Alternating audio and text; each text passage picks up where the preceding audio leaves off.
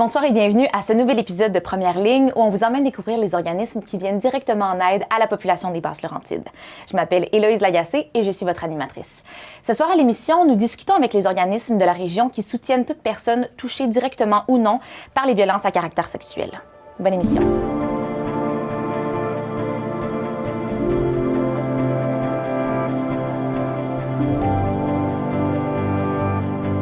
Selon l'Institut national de la recherche scientifique, les violences à caractère sexuel, qui incluent le harcèlement, l'exploitation et l'agression sexuelle, constituent toute forme de violence commise par le biais de pratiques sexuelles ou en ciblant la sexualité. Des gestes, des paroles, des comportements ou des attitudes à connotation sexuelle non désirée, exprimés directement ou indirectement, y compris par un moyen technologique, sont des violences à caractère sexuel. Quand on fait référence au consentement d'une personne dans un contexte sexuel, on parle de l'accord qu'une personne donne à une autre personne en lien avec des gestes, paroles, comportements ou attitudes à connotation sexuelle. Il doit être donné de façon volontaire, libre et éclairée et peut être retiré à tout moment. Au Québec, en 2022, près de 12 000 infractions sexuelles ont été rapportées par la police. Les filles et les femmes constituent 89 % des victimes d'agressions sexuelles. Les garçons et les hommes, quant à eux, représentent 96 % des auteurs présumés d'agressions sexuelles. Selon le ministère de la Sécurité publique, les jeunes de 12 à 17 ans sont ceux ayant les taux d'agressions sexuelles les plus élevés, victimes comme auteurs. Les agressions sexuelles sont le plus souvent commises par une personne connue de la victime. Au Canada, 5 à 6 % des agressions sexuelles sont signalées à la police chaque année.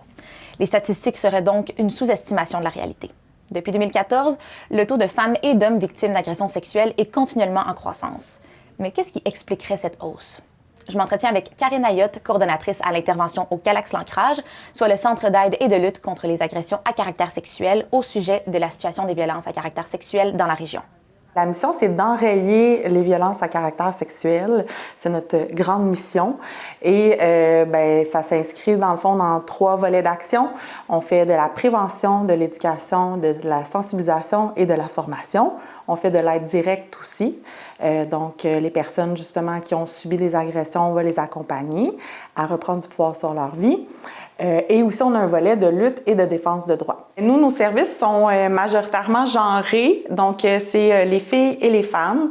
Et quand on dit les filles et les femmes, bien, c'est toutes les femmes, dans le sens où les agressions sexuelles, ça n'a pas de classe sociale, c'est vraiment tout le monde.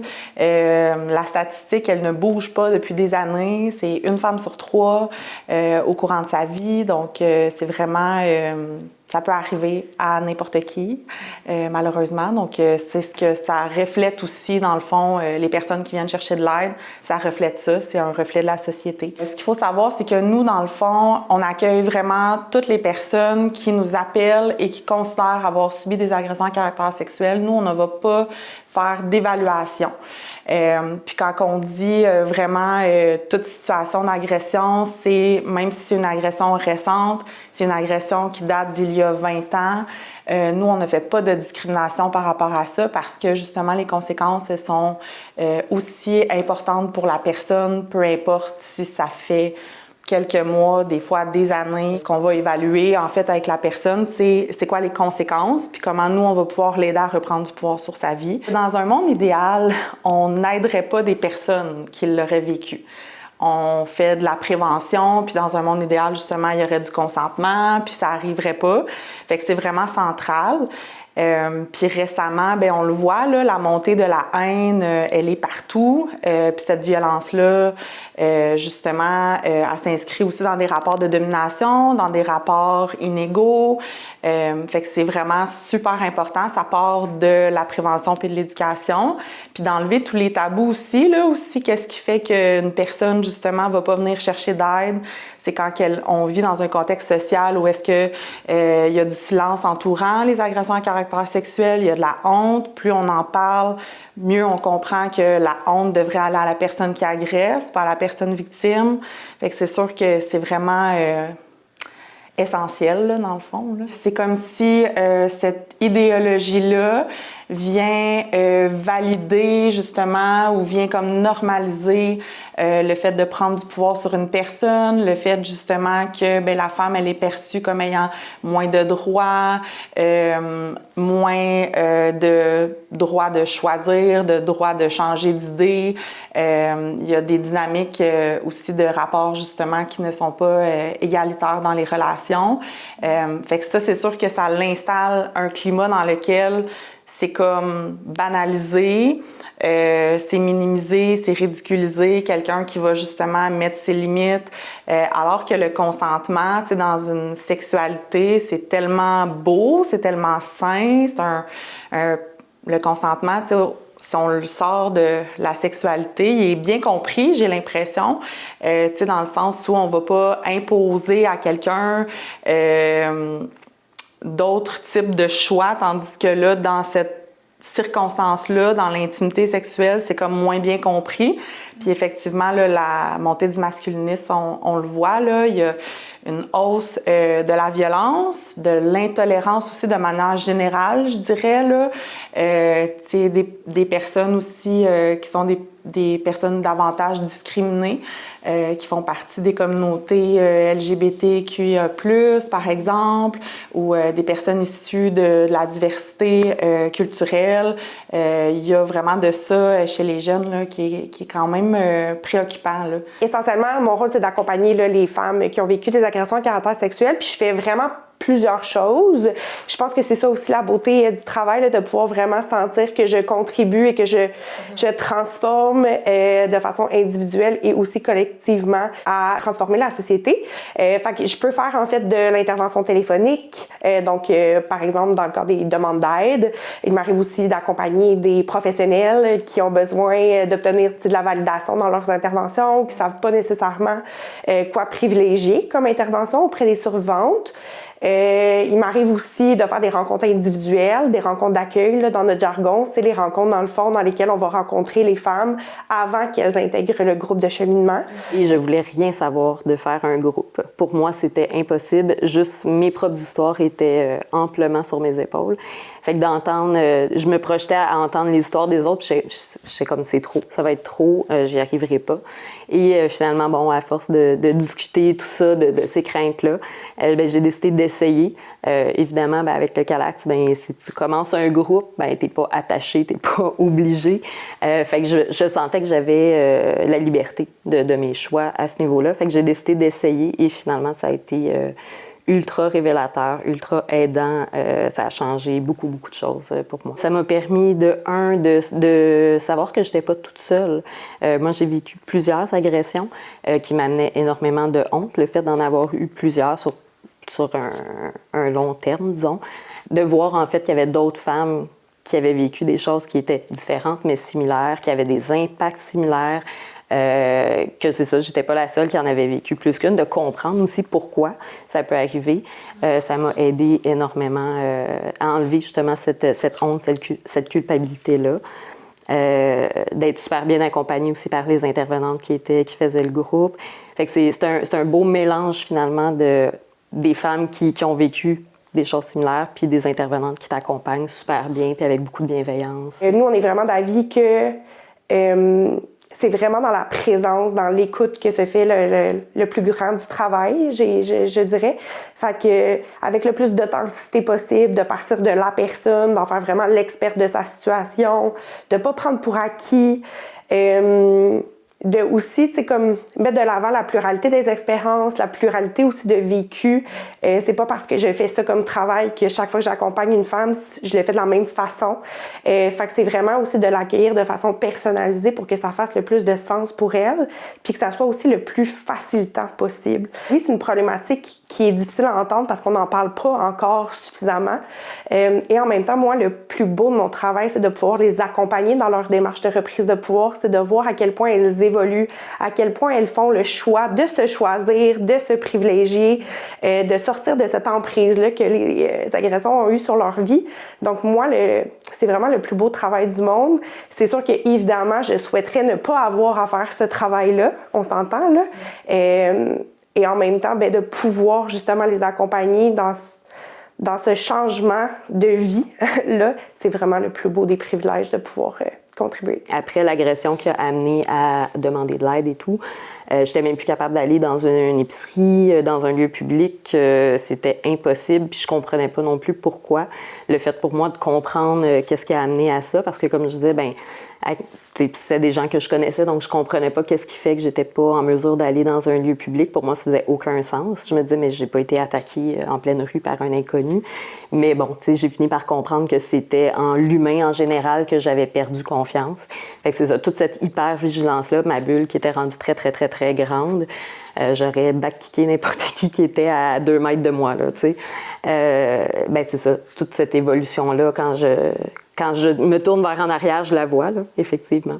Tu sais, la honte, elle vit dans le silence. Fait que plus on en parle, plus les gens vont avoir des modèles de personnes qui arrivent à en parler, vont peut-être s'ouvrir de plus en plus. Puis justement, plus on va être capable d'en parler, plus ça va être difficile pour un agresseur de penser que ça va passer sous silence, tu sais, ces gestes. Fait que pour moi, ça, c'est déjà comme un gros morceau. C'est ça, fait que de parler de la problématique en général, pas juste de ce que j'ai vécu. Puis tu sais, je l'utilisais vraiment en parcimonie parce que le but, c'est vraiment juste de démontrer qu'on peut s'en sortir, quel impact ça peut avoir réellement. Mais c'est ça, de parler de la problématique, je pense que c'est un gros pas vers aller vers autre chose là, dans notre société, faire changer les choses. Souvent, la personne qui agresse, c'est une personne qui est connue. C'est une personne qui fait partie de notre entourage. On a un mythe dans lequel c'est un inconnu dans la rue. C'est plus rassurant de se raconter cette histoire-là d'un sens, même si c'est pas ce qu'on souhaite, c'est épeurant aussi. Mais ça reste que statistiquement, c'est dans 87% des cas une personne qui est connue. Fait que c'est aussi souvent une personne qu'on aimait. Souvent, c'est un frère, c'est un ami, c'est un parent. Fait que là, non seulement tu te poses la question à savoir si j'ai consenti ou pas, j'ai-tu envoyé des bons signaux, mais en même temps, il y a aussi toute une espèce de conflit de loyauté avec la personne qu'on aime, qu'on veut pas que cette personne-là ait des conséquences, alors que elle nous a fait subir des choses. Cette personne-là a justement choisi de prendre du pouvoir puis de transgresser des limites. Le corps, il donne de l'information. On est en mesure de voir quand une personne dans son corps est pas bien. On peut juste être intéressé, tu sais. Rendu là, quand on a un rapport intime, je pense que justement, on a suffisamment d'intimité pour être capable d'être soucieuse de l'impact de nos gestes. Fait que, tu sais, je dirais vraiment de ne pas rester seule avec ces questionnements-là. J'ai décidé de m'impliquer aussi, mais pour moi, c'était une façon de retourner tranquillement vers le marché du travail aussi, de retrouver ma confiance en mes capacités. C'était un beau défi parce que j'avais encore quand même des problèmes au niveau mémoire, concentration, tout ça. Mais ça m'a permis justement de le travailler puis d'aller au-delà de ça. Il reste nécessairement des choses qui vont être à travailler par rapport, par exemple, au niveau relationnel, au niveau de l'hypervigilance en termes de relations. C'est là, au niveau de mon système nerveux, qui est nécessairement plus réactif, je vais dire ça comme ça. Fait que j'ai encore une fatigabilité qui est plus présente. C'est sûr qu'à mon avis, on n'entendra jamais assez parler parce que les conséquences et les impacts sont nombreux, là, des agressions à caractère sexuel, et il faut beaucoup de courage pour être en mesure de se reconnaître comme étant victime d'agression à caractère sexuel.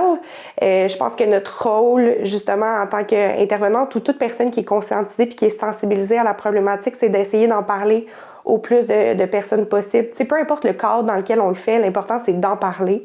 Mais c'est sûr que moi, dans le cadre de mon travail, je trouve que ça se parle pas assez. Encore aujourd'hui, on essaie le plus possible de faire entendre parler de nous, mais la réalité, c'est qu'il y a des personnes qui ne savent pas qu'on existe. Fait que c'est sûr que je trouve ça dommage parce que c'est sûr que dans un monde idéal, notre message se rendrait aux personnes qui en ont besoin.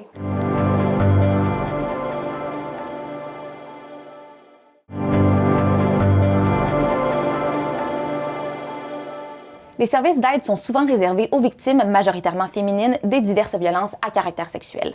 Le CETAS, soit le Centre d'évaluation et de traitement des agressions sexuelles, quant à lui, étend ses services à toutes celles et ceux touchés de près ou de loin par les violences à caractère sexuel, incluant les auteurs de délits sexuels. La mission du CETAS, c'est d'offrir des services de thérapie et d'intervention clinique auprès des gens qui sont affectés par des situations de violence sexuelle. Donc, on offre une assez large palette de services. Donc, nous, on offre des services aux enfants à partir de 6 ans qui ont été victimisés et aux enfants qui peuvent présenter des comportements sexuels problématiques, aux adolescents et adolescentes qui ont été victimisés ou qui présentent des comportements sexuels problématiques ou qui ont commis des délits sexuels, aux adultes victimisés, hommes et femmes, aux adultes qui ont commis des délits sexuels, hommes et femmes, et aux proches de tout ce monde-là. Quand ça arrive dans une famille, bien, c'est comme une bombe qui éclate dans notre présentation, dans notre matériel promotionnel. Souvent, ce qu'on dit, c'est pour sortir de la tempête. Donc, c'est vraiment une tempête qui arrive dans un milieu. Donc, toute la famille va être, le couple va être impacté par ça. Et quand on veut intervenir, souvent, c'est que la personne qui a commis les gestes ou qui a été victimisée puisse recevoir de l'aide de ses proches, puisse être soutenue, soit dans sa démarche de thérapeutique comme victime, dans sa démarche thérapeutique comme auteur de délit.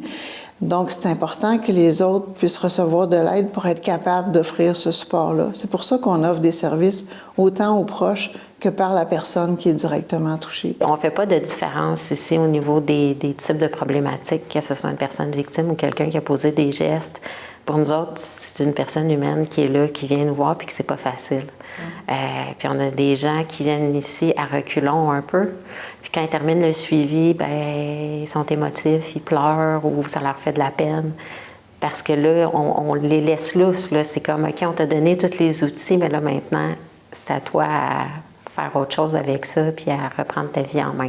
Pour nous autres, c'est une question qui s'est jamais posée très longtemps, à savoir si on était pour aussi offrir des services aux auteurs. C'était là dès la création de l'organisme en 1991, parce que ça va de soi que s'il y a une problématique de violence sexuelle, c'est parce qu'à la base, il y a quelqu'un qui a commis les gestes. Et si on n'offre pas de service thérapeutique à la personne qui est à la base du problème, bien, le problème va se répéter. Donc, pour nous autres, c'est comme fondamental d'offrir des services à l'auteur du délit. Du point de vue de l'auteur, ça veut dire qu'on est face à une personne qui a développé une problématique qui lui appartient entièrement, où il a eu des comportements à caractère sexuel, donc des comportements où il n'a pas respecté le consentement de l'autre personne. Et ces comportements-là peuvent être cristallisés, donc qui sont importants, qui ont été présents pendant une période de temps importante dans sa vie et qui va avoir des besoins qui sont assez importants, qui vont demander une intervention assez soutenue dans le temps et une intervention spécialisée. Ici, c'est ça qu'on offre. Notre équipe de thérapeutes, elle est spécialisée, tous des professionnels spécialisés en la matière, donc qui sont formés et qui sont capables d'intervenir sur des domaines extrêmement pointus en violence sexuelle. On a d'autres personnes qui vont avoir eu un passage à l'acte circonstanciel parce qu'il est arrivé quelque chose dans leur vie qui les a désorganisés, qui les a amenés une fois ou deux à commettre un délit sexuel. À ce moment-là, on va regarder qu'est-ce qui a fait que la personne est arrivée là et on va regarder en quoi on peut répondre à ce besoin-là pour que ça ne se reproduise plus. Le but du traitement, c'est toujours de s'assurer de mettre en place le maximum d'outils pour que la personne ne récidive pas. C'est toujours ça l'objectif, peu importe c'est qui la clientèle. Je dirais que les demandes varient un peu, se sont modifiées. Nous, on traite, je dirais, à peu près le même nombre de demandes à chaque année. On en réfère ailleurs un petit peu parce qu'on n'a pas toujours la capacité de toutes les assumer. C'est une question de, je dirais, de ressources humaines. On en traite à peu près 350, 400 demandes par année. Il y a des demandes qui...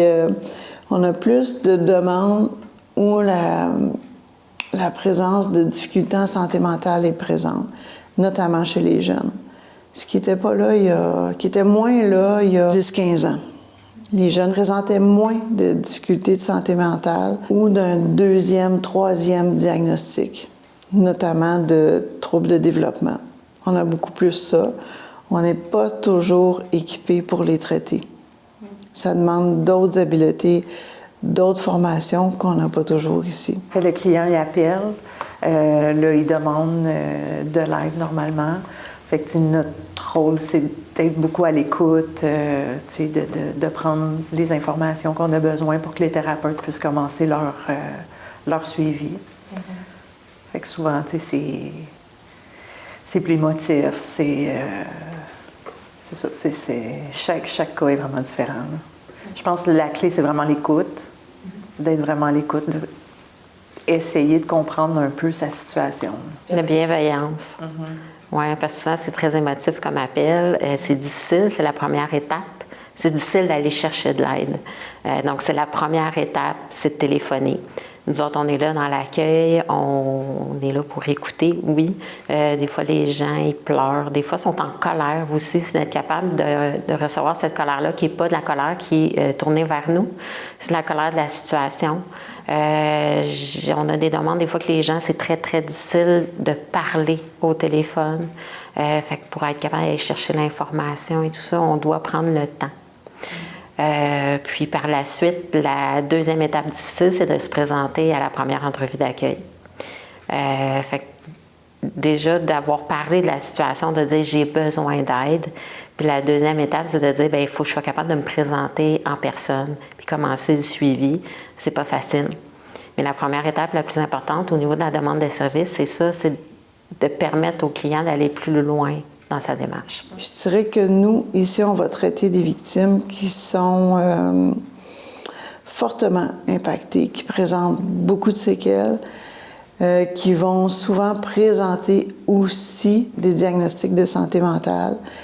Dans certains cas, des traits de troubles de personnalité, pas nécessairement le trouble dans son entièreté, mais des traits qui vont être présents. Comme nous, on est un organisme communautaire, comme il n'y a pas de frais pour plusieurs de nos services, on se retrouve avec une clientèle, puis c'est très bien comme ça fait partie de notre mission, qui n'ira pas chercher des services en privé. Donc, on a une clientèle qui est fortement affligée par ces conséquences. On a beaucoup de victimes qui viennent consulter après de longues années de victimisation. Donc, des victimes qui ont 50, 60 ans, parfois plus que ça, et qui ont vécu leur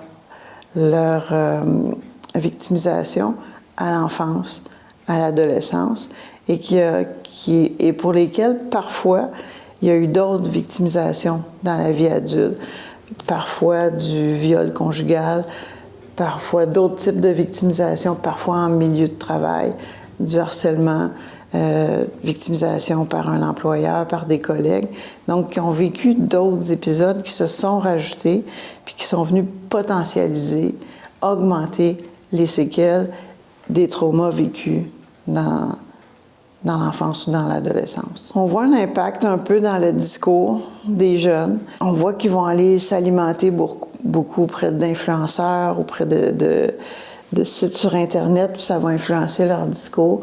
Effectivement, c'est assez présent chez les jeunes. Pas tous. Ça dépend le parcours qu'ils ont eu, puis l'influence qu'ils peuvent avoir eue avec d'autres jeunes, mais on voit la présence de ça. C'est difficile de consulter. Chez les victimes, on voit souvent une honte, une culpabilité d'avoir vécu ça. l'idée que c'était peut-être un peu de leur faute, qu'ils ont peut-être fait quelque chose pour ça, qu'ils l'ont mérité, que c'est dur de parler de ça parce que ça peut impliquer d'avoir à décrire les gestes vécus. Donc, souvent, elles ne vont pas en parler. Ou, ce qu'on voit assez souvent, c'est qu'elles en ont ou qu'ils en ont parlé et qu'ils n'ont pas été crus. Donc, après ça, on n'en parle plus. Et on n'en parle plus longtemps.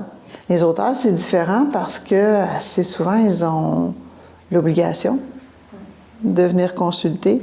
Ils vont venir consulter quand ils sont arrêtés, quand ils sont condamnés et que ça fait partie des conditions de libération. Dans certains cas, ils vont venir par eux-mêmes. Mais, très honnêtement, ça ne représente pas un fort pourcentage de notre clientèle. Puis ça, c'est vrai, je dirais assez... Ça va être vrai aussi dans les autres organismes comme le nôtre. Et ça s'explique, je dirais, pour les mêmes raisons que chez les victimes. C'est difficile d'en parler.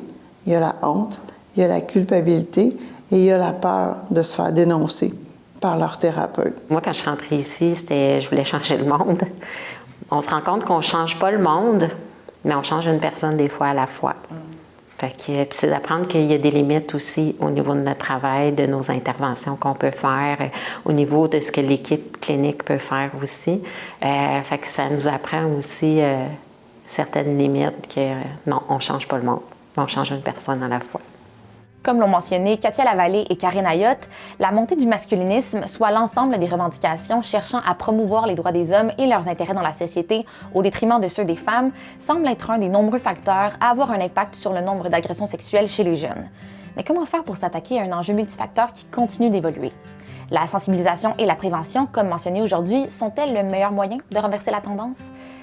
Merci d'avoir été des nôtres. On se retrouve le 31 mars prochain, 19h30, pour aller à la rencontre des organismes qui soutiennent les personnes proches aidantes de la région. Bonne soirée.